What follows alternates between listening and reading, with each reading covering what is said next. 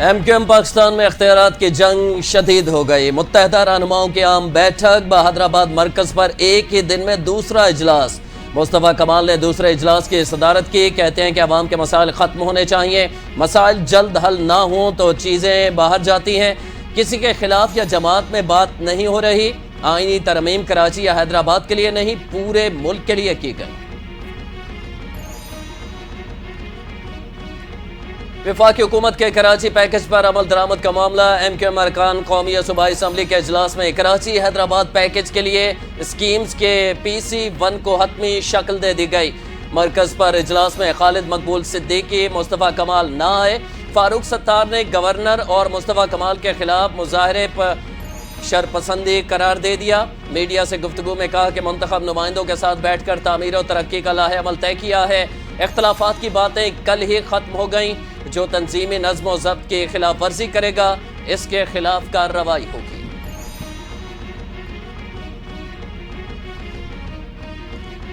کامران ٹیسوری ایم کیو ایم کے گورنر ہیں اور رہیں گے، وہ کہیں نہیں جا رہے۔ چیئرمین متحدہ قومی موومنٹ پاکستان خالد مقبول صدیقی نے کامران ٹیسوری پر مکمل اعتماد کا اظہار کر دیا۔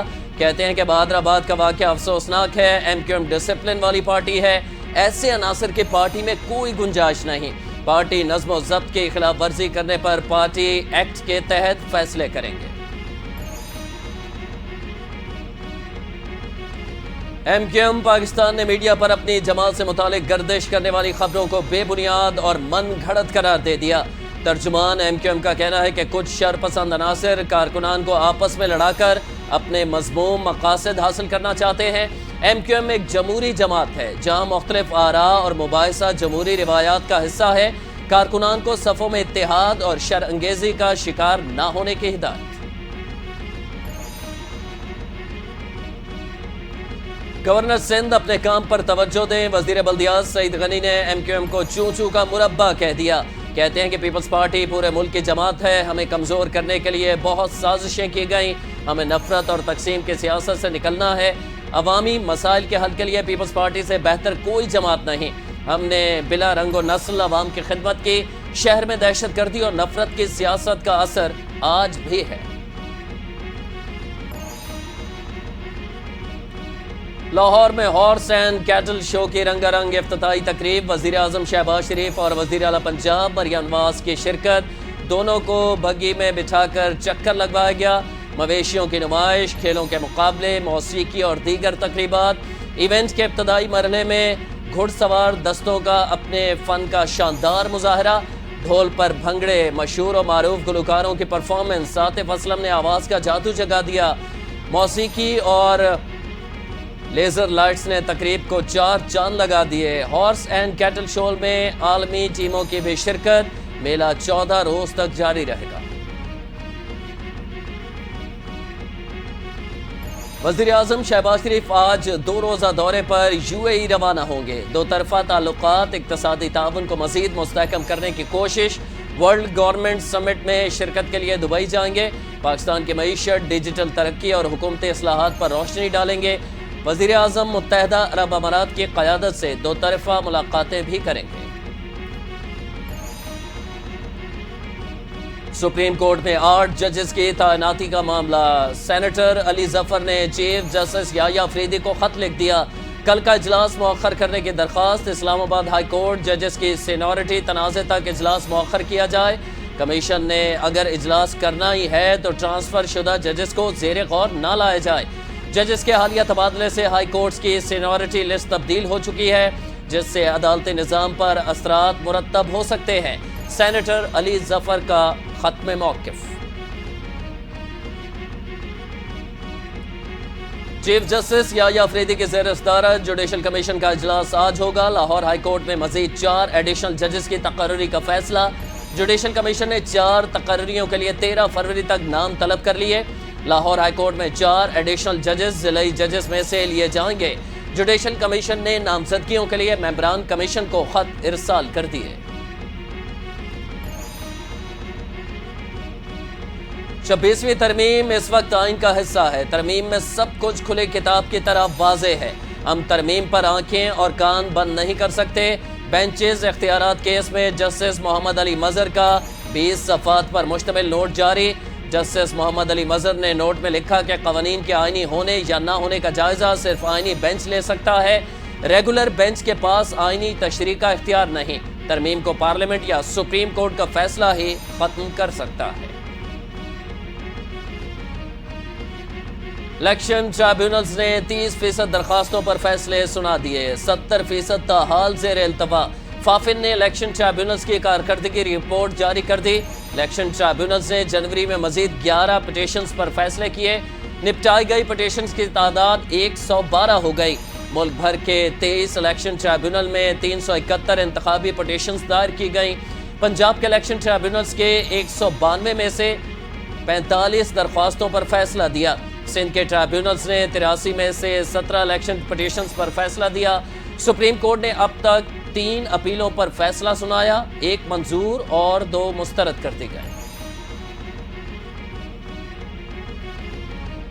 بیٹیوں کے لیے وزیر اعلیٰ پنجاب مریم نواز کا پیار۔ پنجاب دھیرانی پروگرام کے تحت 1500 اجتماعی شادیوں کا پہلا مرحلہ مکمل، دوسرے مرحلے کے لیے درخواستوں کی وصولی کا آغاز ہو گیا۔ شادیوں کی تقریب میں دلہا دلہن اور ان کے قریبی عزیز و اقارب کے لیے کھانا حکومت پنجاب کی طرف سے دیا جائے گا۔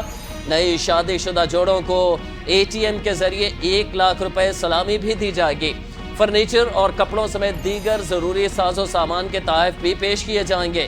وزیر اعلیٰ پنجاب مریم نواز کہتی ہیں کہ پنجاب کی ہر بیٹی سے محبت ہے، گھر بسانے پر دلی خوشی ہوتی ہے۔ سیکورٹی فورسز کے خیبر پختونخوا میں 2 الگ الگ آپریشنز، 7 خوارج جہنم واصل کر دیے گئے۔ ISPR کے مطابق ڈیرہ اسماعیل خان میں کارروائی کے دوران 3 خوارجی ہلاک اور 2 زخمی ہوئے۔ شمالی وزیرستان کے علاقے میر علی میں 4 خوارجی مارے گئے۔ ISPR کا کہنا ہے کہ سیکورٹی فورسز ملک سے دہشت گردی کے خاتمے کے لیے پرعزم ہیں۔ وزیر اعظم شہباز شریف اور وفاقی وزیر داخلہ محسن نقوی کا 7 خارجی دہشت گردوں کو جہنم واصل کرنے پر سیکورٹی فورسز کو خراج تحسین۔ سیکورٹی فورسز کی بہادری پر قوم کو فخر ہے۔ پاک بحریہ کے زیر اہتمام نویں کثیر القومی بحری امن مشق، 60 سے زائد ممالک کے جہاز اور فورسز شریک۔ امن مشق 2025 کے عملی مظاہرے کی تقریب کا آغاز۔ پاک رینجرز اور بحریہ کے میوزیکل بینڈز نے قومی نغموں کی دھنیں پیش کی۔ پاک بحریہ کا منوڑا میں انسداد دہشت گردی مشقوں کا مظاہرہ۔ پاک بحریہ کے جوانوں کی انسداد دہشت گردی سے متعلق عملی مشقیں، بحریہ کے ہیلی کاپٹرز، سنائپرز، اسپیشل فورسز کا عملی مظاہرہ۔ پاک بحریہ کی امن مشقوں کا تیسرا روز محفوظ سمندر خوشحال مستقبل کے عنوان سے امن ڈائیلاگ کا انعقاد۔ وزیر دفاع خواجہ آصف بطور مہمان خصوصی شریک۔ مختلف ممالک کی بحری افواج کے چیف آف نیول اسٹاف اور دیگر عہدیدار بھی موجود۔ نیول چیف ایڈمرل نوید اشرف نے شرکاء کو خوش آمدید کہا۔ افتتاحی تقریب سے خطاب کرتے ہوئے کہا کہ امن ڈائیلاگ کا مقصد بلو اکانومی کا فروغ ہے۔ امن ڈائیلاگ سے میری ٹائم سیکورٹی کو لاحق خطرات سے آگاہی دینا ہے۔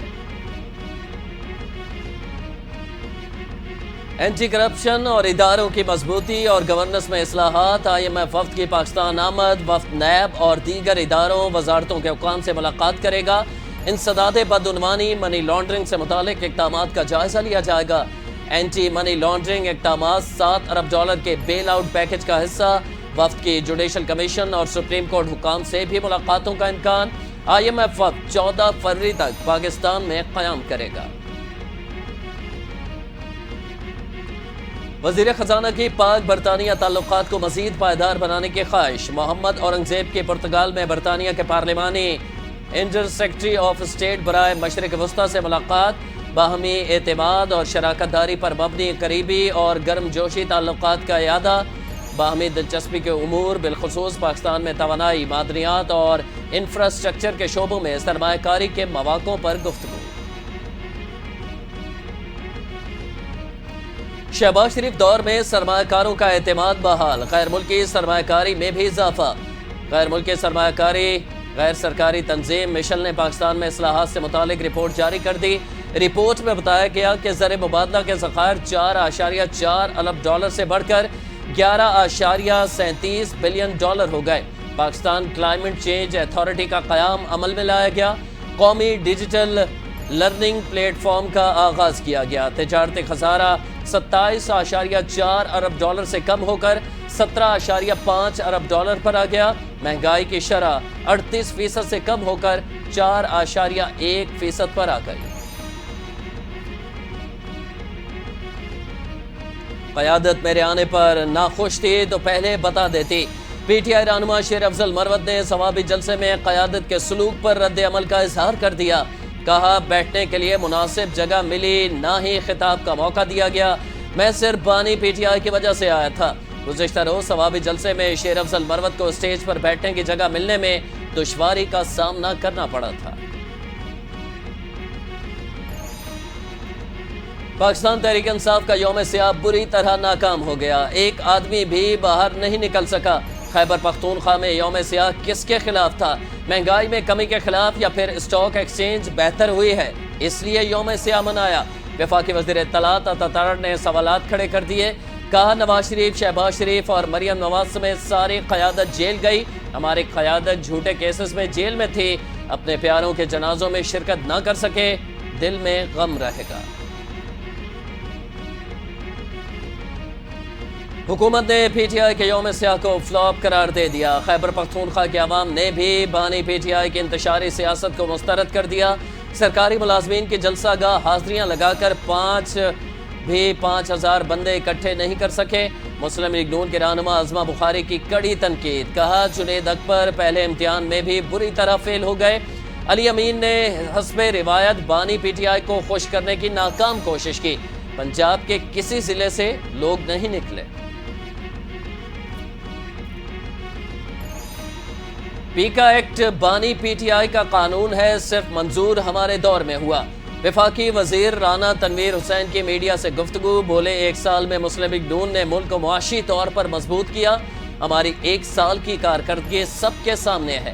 پی ٹی آئی کی کوتاہیوں کا بوجھ مسلم لیگ نون کے سر پر ہے۔ بانی پی ٹی آئی نے ملک کو سری لنکا بنانے کی پوری کوشش کی۔ بپھرے ہوئے عوام سڑکوں پر آئیں گے تو جعلی ایوانوں میں زلزلہ برپا ہوگا۔ سربراہ جے یو آئی فے مولانا فضل الرحمان نے خبردار کر دیا۔ مردان میں تقریب سے خطاب میں کہا موجودہ پارلیمنٹ کی کوئی حیثیت نہیں ہے، جعلی پارلیمنٹ دھاندلی کے ذریعے وجود میں آئی، پوری دنیا میں امریکہ کو طاقتور سمجھا جا رہا ہے، ٹرمپ دنیا کا سب سے بڑا پاگل ہے۔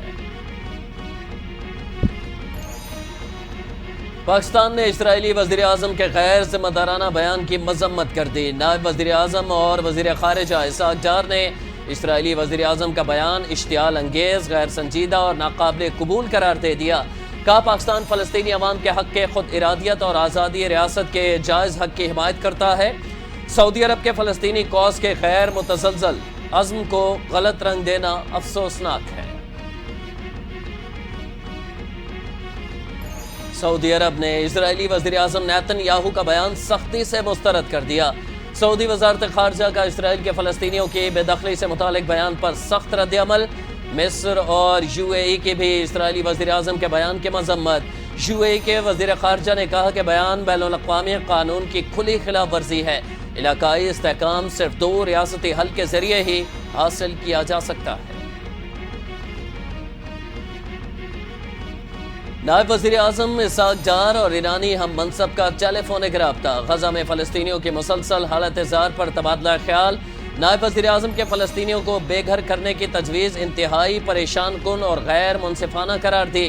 اسحاق ڈار نے کہا کہ اقوام متحدہ سلامتی کونسل قراردادوں کے مطابق 2 ریاستی حل ہی واحد قابل عمل منصوبہ آپشن ہے۔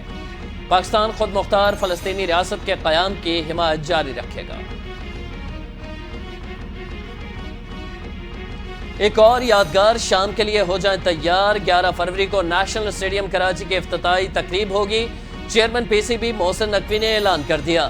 صدر مملکت آصف علی زرداری افتتاحی تقریب کے مہمان خصوصی ہوں گے۔ ساحر علی بگا، علی ظفر اور شفقت امانت علی آواز کا جادو جگائیں گے۔ تقریب میں لیزر لائٹ شو اور آتش بازی کا شاندار مظاہرہ بھی کیا جائے گا۔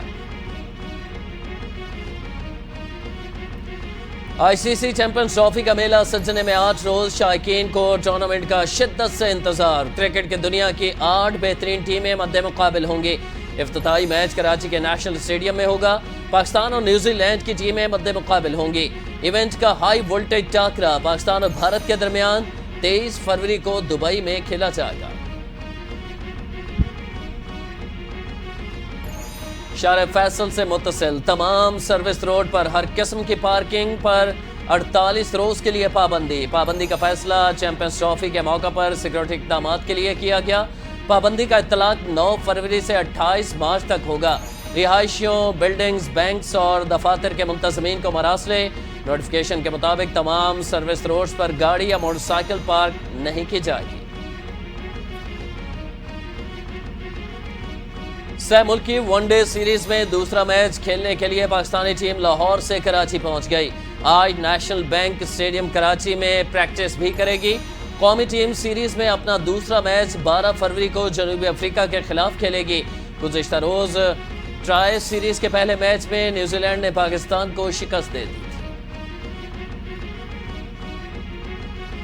قومی ٹیم کے فاسٹ بولر حارث رؤف کی طبیعت بہتر، دوسرے میچ میں آرام دینے کا امکان۔ حارث رؤف سے متعلق حتمی فیصلہ MRI کی رپورٹس کے بعد ہوگا۔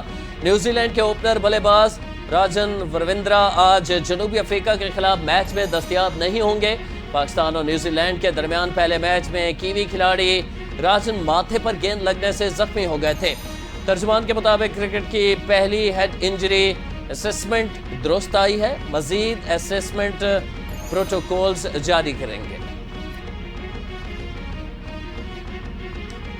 شہر قائد میں ڈمپرز کا بڑھتا راج، دن کے اوقات میں ڈمپرز کے داخلے پر پابندی۔ ڈمپرز کو رات 11 سے صبح 6 بجے تک شہر میں داخلے کی اجازت ہوگی۔ سندھ کے سینئر وزیر شرجیل انعام میمن کی ہدایات پر سندھ روڈ سیفٹی کمیٹی کی کارروائیاں، 92 گاڑیوں کی جانچ کی گئی، 44 گاڑیوں کے چالان کیے گئے۔ قوانین کی خلاف ورزی پر ایک ڈرائیور گرفتار، مجموعی طور پر 3,34,360 روپے جرمانہ عائد۔ سندھ حکومت حادثات روکنے میں ناکام، ٹریفک پولیس بھتاخوری میں ملوث۔ مرکزی مسلم لیگ کا کراچی پریس کلب کے باہر ڈمپر مافیا کے خلاف احتجاج، فیصل کریم کی سندھ حکومت پر شدید تنقید۔ کراچی کے شہریوں کو جمپروں کے نیچے کچلا جا رہا ہے، جمپر مافیا کو لگام نہ دی گئی تو احتجاج کا دائرہ وسیع کریں گے۔ حکومت اور ادارے ٹریفک حادثات کے ذمہ دار ہیں، بند کمروں میں اجلاس کر کے مسائل کا حل نہیں نکل سکتا۔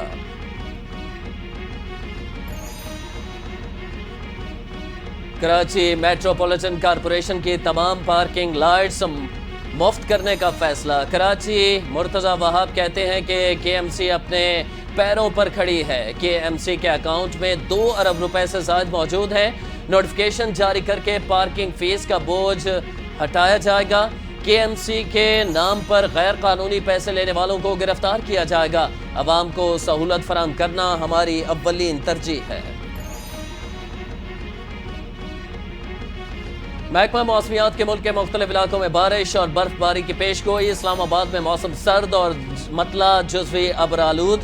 شمالی مغربی بلوچستان، خیبر پختونخوا، کشمیر اور گلگت بلتستان میں چند مقامات پر ہلکی بارش اور برف باری کا امکان۔ شہر قائد میں راتیں سرد اور دن کے اوقات میں موسم گرم رہنے لگا۔ کراچی میں آئندہ 24 گھنٹوں کے دوران موسم خشک اور مطلع جزوی ابرآلود رہے گا۔ اسرائیلی فورسز غزہ کو تقسیم کرنے والی پٹی سے پیچھے ہٹ گئیں۔ حماس نے اسرائیلی انخلاء اس کے جنگی مقاصد کی ایک اور نئی ناکامی قرار دے دیا۔ کوریڈور سے اسرائیلی فوج کا انخلاء آج مکمل ہوگا۔ فلسطینیوں کے قافلوں کی شکل میں پناہ حال شمالی غزہ میں واپسی۔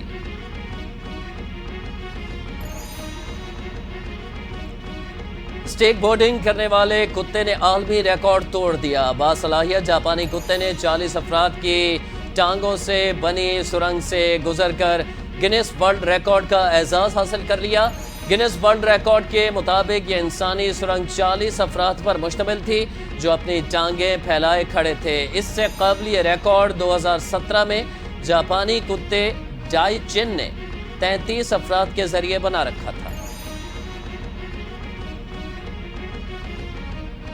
اور فرانس میں منعقد ہونے والے انٹرنیشنل تائیکوانڈو چیمپئن شپ میں پاکستان کا بڑا کارنامہ۔ سید ابو ہریرہ شاہ کی شاندار کارکردگی، تیسری پوزیشن لے کر برونز میڈل حاصل کر لیا۔ چیمپئنز شپ میں 20 سے زائد ممالک کی شرکت، 2000 سے زائد کھلاڑیوں نے حصہ لیا۔